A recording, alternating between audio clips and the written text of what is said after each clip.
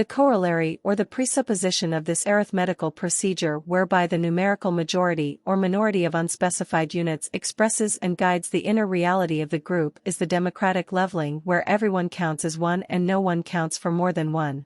This measuring, weighing and calculating exactness of modern times is the purest reflection of its intellectualism which, however, on the basis of abstract equality, also favors the egoistical impulses of the elements.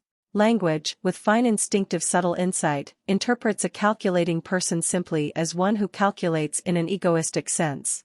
Just as in the use of reasonable or rational, so here too the apparently nonpartisan formalism of the concept is basically a disposition to cover over a specific biased content. This psychological feature of our times which stands in such a decisive contrast to the more impulsive, emotionally determined character of earlier epochs seems to me to stand in a close causal relationship to the money economy.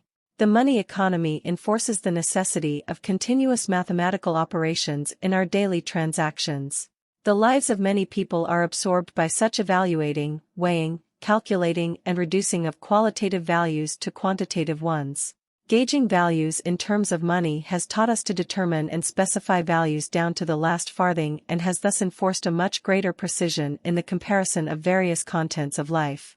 Where objects are conceived in their direct relationship to other objects, that is where they cannot be reduced to the common denominator of money, a much more spontaneous evaluation, a comparison of one unit against another, is to be found. Exactness, precision and rigor in the economic relationships in life, which naturally affect other aspects of life as well, run parallel to the extension of monetary matters, though not exactly for the benefit of a superior style of living. The ideal of numerical calculability has been made possible in practical, and perhaps even in intellectual, life only through the money economy. Viewed from this standpoint, the institution of money appears as a mere intensification and sublimation of the economic sphere in general. With regard to commercial transactions between the English people and their kings, when, particularly in the 13th and 14th centuries, all kinds of rights and liberties were bought, a historian writes, this made possible a practical solution to difficult problems which seemed theoretically insoluble. The king has rights as the ruler of his people, the people have rights as free men and as estates of the realm that the king personifies. Though the determination of the rights of each of them is extremely difficult in principle, it became easy in practice as soon as it was reduced to a question of buying and selling. This means that, as soon as a qualitative relationship of practical elements is represented by their significance as a part of business transactions, it gains an exactitude and possibility of precise determination that remains denied to the phenomenon as it stands, with all its qualitative differences. However, this process does not yet make money indispensable since such transactions are often carried out through payment in kind, for example in wool. Yet it is evident that money can accomplish in a much sharper and more exact manner what commercial transactions contributed to the accuracy of values and demands. In this respect, one could perhaps say that monetary transactions relate to commercial transactions as a whole as money relates to the exactness and relationship of objects before exchange existed. Money expresses, as it were, the purely commercial element in the commercial treatment of things, just as logic represents comprehensibility with reference to comprehensible objects. Since the abstract form that represents the immanent value of objects takes the form of arithmetical precision and thus of unequivocal rational accuracy, its characteristics must reflect upon the objects themselves. If it is true that the art of a period gradually determines the way we look at nature, and if the artist's spontaneous and subjective abstraction from reality forms the apparently immediate, sensuous picture of nature in our consciousness, then so too will the superstructure of money relations erected above qualitative reality determine much more radically the inner image of reality according to its forms.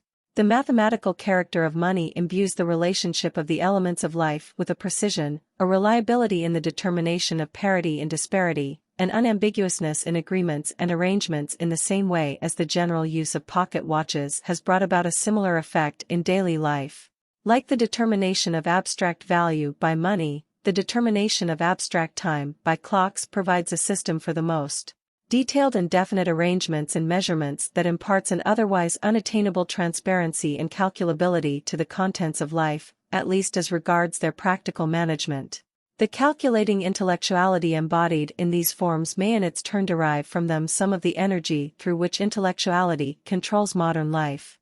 All these relationships are brought into focus by the negative example of those types of thinkers who are most strongly and fiercely opposed to the economic interpretation of human affairs. Goethe, Carlyle and Nietzsche on the one hand are fundamentally anti-intellectual and on the other completely reject that mathematically exact interpretation of nature which we recognized as the theoretical counterpart to the institution of money.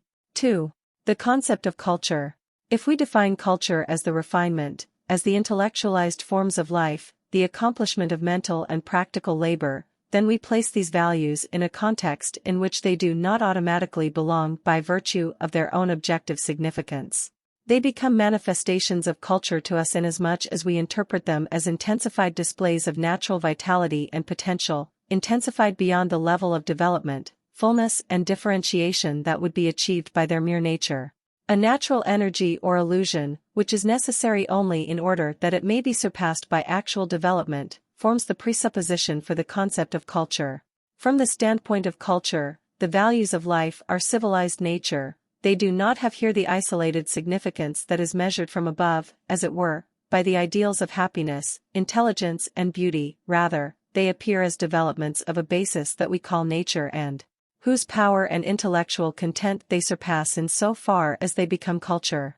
Therefore, if a cultivated garden fruit and a statue are both equally cultural products, then language indicates this relationship in a subtle manner by calling the fruit tree cultivated, whereas the bare marble block is not cultivated to produce a statue.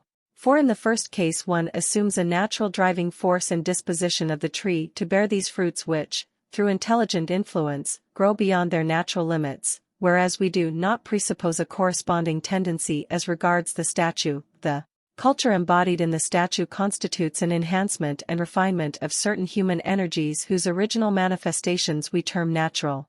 At first glance, it seems reasonable to describe impersonal objects as cultured only as a figure of speech. For to develop through will and intelligence what is naturally given beyond the limits of its merely natural capacities is reserved for ourselves or such objects whose growth is connected with our impulses and, in their turn, stimulate our feelings.